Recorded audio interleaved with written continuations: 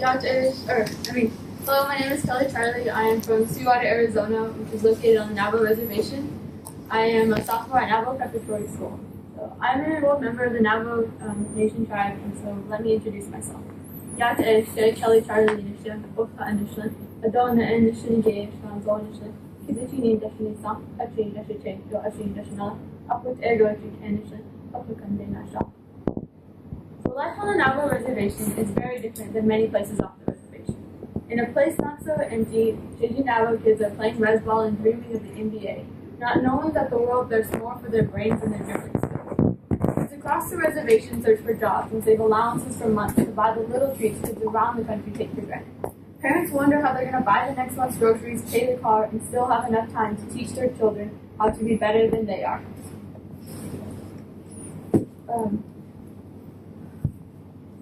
Many people are in a place populated by grandparents or extended families. Everyone must survive the environment's harsh winters. On the Navajo Reservation, where ecosystems range from grassy open areas to arid deserts to lush mountain ranges, everyone faces one common enemy, the besoeten, or what would be lack of money in English. Most of us live paycheck to paycheck and sacrifice visits home for one coal run and one visit home. I grew up with my grandparents in a home that reserved electric and water usage because of its scarcity. One of my earliest memories was waking up at 4 every morning to get coal. When the wood pile was low, I remember driving long hours to spend long days gathering wood. To free my grandparents of the laborious work involved with constantly tending a fire, I developed and designed a solar heating system. This system was designed to function with their hogan. A hogan is a traditional Navajo home that represents life and stability. Hogans commonly have dirt floors and traditionally have 6 or 8 walls that are put together in a circular format. The problem with commercial renewable energy sources is that they are expensive. On the Navajo Reservation, where many low-income families live, these devices are not practical, and the same problem persists for a variety of Native Americans. In my project, I tried to use relatively inexpensive materials. That way, this system could become available for families across the Southwest. Half-inch polytubing was a necessary material in my project. Half-inch polytubing was used to run a circuit from the heating system to the interior of the hogan. Copper tubing was another component I incorporated to influence better heat transfer. For the solar panel, I used a tempered sheet of glass to prevent shattering usually caused by the temperatures generated from the sun. Here's the system. You can see the main components, the heat exchanger and the solar panel. To the right is essentially copper tubing covered by a glass pane. This serves as the solar panel. To the left is the heat exchanger, which is basically a copper tube inside of another tube. The system I designed uses an isolated gain approach. Isolated gain is an approach that uses a fluid, whether liquid or air, to collect heat, then transfer it by natural convection to a storage area. Once the heat has been transferred, the cooler liquid is displaced and is forced back to the collector. When the sun shines on the solar panel, it heats the antifreeze in the quarter-inch copper tubing. Because it is being heated, it rises to the highest point it can, which in this case would have been the top of the solar panel. From there, it is forced inside the heat exchanger, where it transfers its heat energy to the antifreeze inside the half-inch copper tube.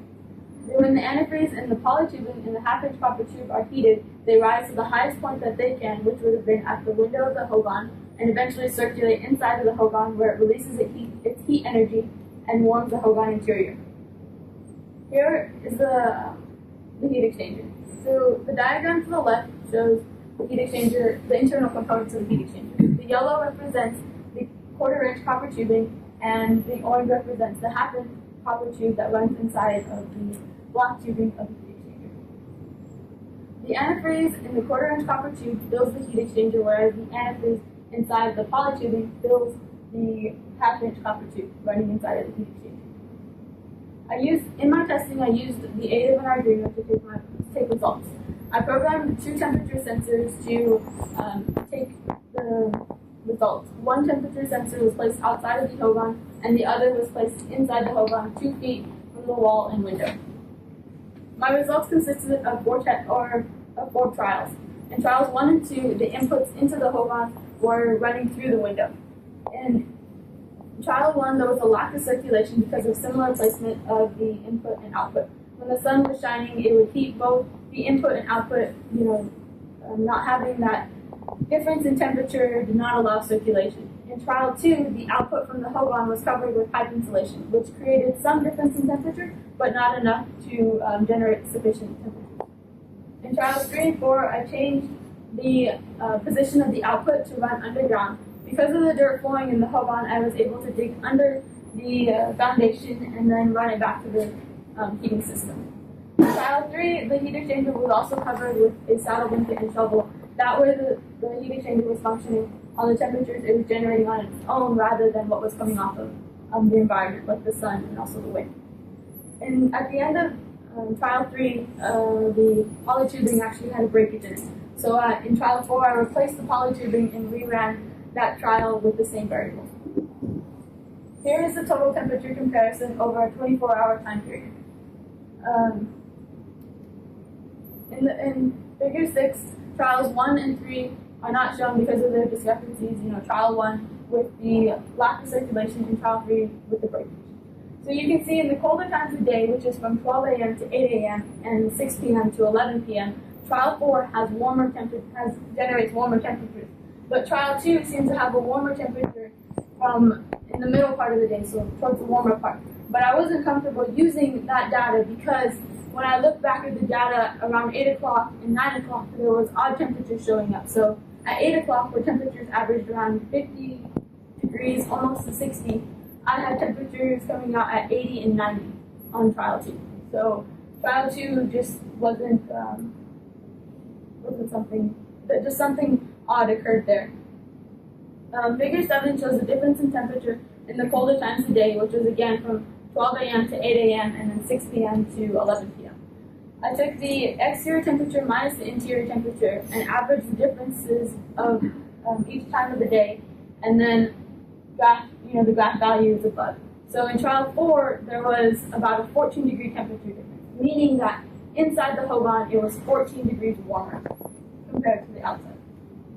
So with the with the significant temperature difference, I know that the system can be improved to sufficiently serve Native American families. And by using this system, they can easily heat their homes without having to make significant monetary investments. The system can be improved in several ways. One including lowering the fill input so it's level with the window, so that way there isn't a need for as much pressure to push the antifreeze inside of the hogan. Another thing is to improve the heat exchanger cover to actually be insulating on the inside and reflective on the outside. So it's keeping what's in and keeping the temperatures outside out. Another thing is to carefully handle the polytubing or just get rid of it overall and use a better material like copper tubing, which would increase heat transfer and also be a little bit stronger.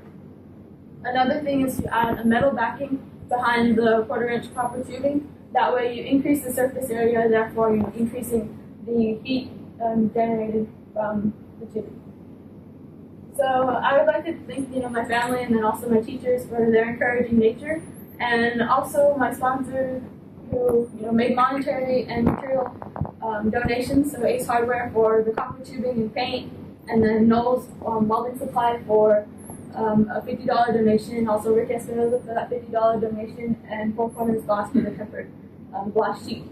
I would like to reiterate that it's very important that these sponsors have donated to me, and when I had totaled everything up, I only spent about $200, which is very little compared to what is demanded from the commercial market. And along with that, you have to think about the living conditions among the Navajo reservation, where people are unemployed and they don't have jobs, and it's hard for people to be driving 100 to 200 miles away to actually get coal and other resources to heat their homes. So with this system, maintaining simplicity and affordability, I'm making something that's going to be beneficial to them. Thank you very much.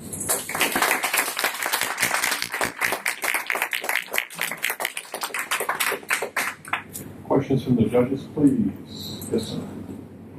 Thanks for helping us to understand the challenges and difficulties of and that you would feel as motivation to develop a solution. And I wanted to ask you if you carried out any analysis or calculations on the efficiency of heat transfer when you're doing the work, or was it all just purely experimental? This is experimental. It's going from the model to prototype 1 right now. So this is just the first step on that. Well, thank you for your presentation. I do have a question about scalability. Is it your thought that if one of these works the size unit that you made, that you could put 2 or 3 or more to increase, or is there a limit to how scalable this application would be? Let's see, so the size of the panel, just the panel itself, is actually 6 square feet, and the entire box is about 9 square feet. So with what it is right now, it's heating about a 500 square foot home. So with the improvements that I brought up in my future directions, I think that that's all I need. That's all the square footage that I'm going to need. But if you're going for a bigger home, you might need a larger system. Thank you. Charley, just want to commend you at outstanding. I know you said you started the project. Have you considered like the environmental factors when just leaving it out there? I don't know how long you've been running this project for. So I'm just curious if you're considering that too, and how long, the sustainability of the actual product.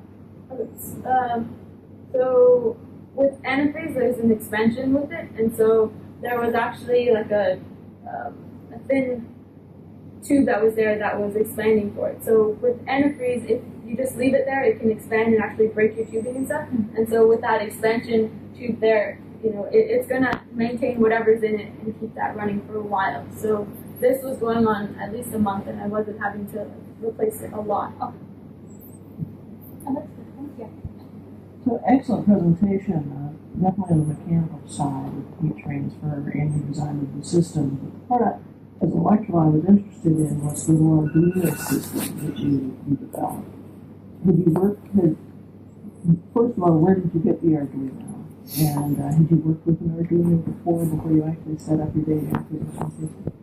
So over the summer, I was at Caltech, and so the professor there had actually given that to me, and so he was just showing me how to use it, and so I kind of figured it out, and then was trying to manipulate that. And so all I did was take a sample program and then add to that. So I had what the sample program had was just one sensor, and so I just had to figure out how to set up the next sensor onto that, so it would be running off of 2 sensors rather than 1. But it was running continuously acquiring your data Yes. for you. Other questions from So I just follow on scalability. So let's say you wanted to do a larger house. How would you go about designing that system? With that, I would probably exclude the heat exchanger, so that way you would just be transferring that heat directly there, and instead of trying to losing or having less efficiency by transferring heat and then transferring heat again. And so with a larger home, maybe increase the size and exclude the heat exchanger. Have you thought of other various ways that you could actually utilize that heat, whether it's heating the room or heating water, or have you thought about the different things you could do with that heat once you've generated it? So the idea with having the heat exchanger there is that you would be warming water up, and then, or if that was something that you wanted, you could use that to heat your water instead of using a boiler. But if you didn't want that, then you could actually exclude the heat exchanger and just have it running, one fluid or just antifreeze. That would just be heating the room. Yeah.